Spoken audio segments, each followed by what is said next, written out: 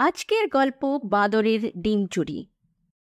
অনেক দিন আগেকার কথা, জঙ্গলের পাশেই একটা ছোট্ট সুন্দর গ্রাম ছিল। সেই গ্রামে থাকতো এক চাষি, নাম ছিল ভলু। ভলুর কাছে একটা মুরগি ছিল যার নাম মিনি।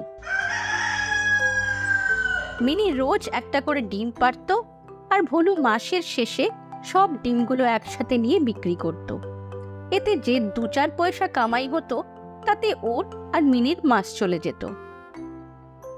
একদিন জঙ্গলের এক শয়তান বাদর খাবারের খোঁজে জঙ্গল থেকে গ্রামে ঢোকে। নাম ছিল তার চম্পক। আর গ্রামে এসে ওর নজর পড়ে মিনির সদ্য পাড়া ডিমের ওপর।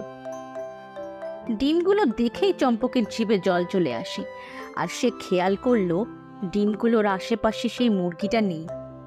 তারপর বাঁদরটা চুপচাপ ডিমগুলোকে টপাটপ নিজের মুখের ভেতর চালান করলো, আর প্রায় সঙ্গে সঙ্গেই সেখান থেকে চম্পট। রোজকারের মতো ভলু ডিম কুড়োতে এসে দেখলো ডিম নেই। ডিম না পেয়ে ভলু নিরাশ হয়ে গেল, আর ভাবলো হয়তো মিনি আজকে ডিম পারেনি। ওদিকে মিনি ফিরে এসে ডিমগুলো না দেখতে পেয়ে ভাবলো হয়তো মালিক ডিমগুলো নিয়ে গেছে। পরের দিন মিনি আবার ডিম পেড়ে নিজের মতো দানা খেতে চলে গেল। সেখানেই ওত পেতে বসে থাকা চম্পক বাদর আবার এসে ডিমগুলো খেয়ে পালিয়ে গেল।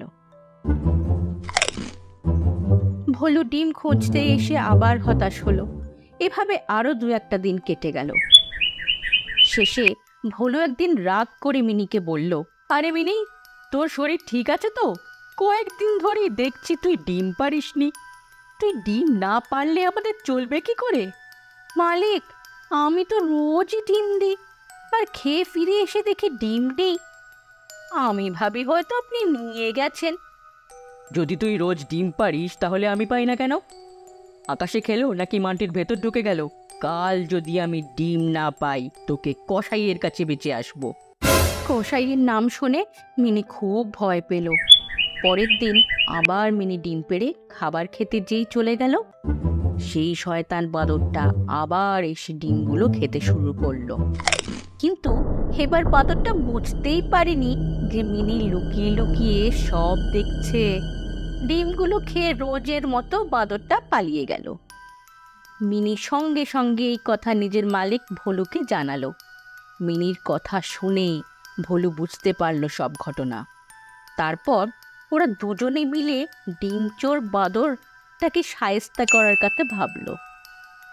পরের দিন যেই মিনি ডিমগুলো পারলো, ভলু সঙ্গে সঙ্গে সেই ডিমগুলো সরিয়ে সেখানে নুন দিয়ে বানানো কয়েকটা ডেলা রেখে দিল।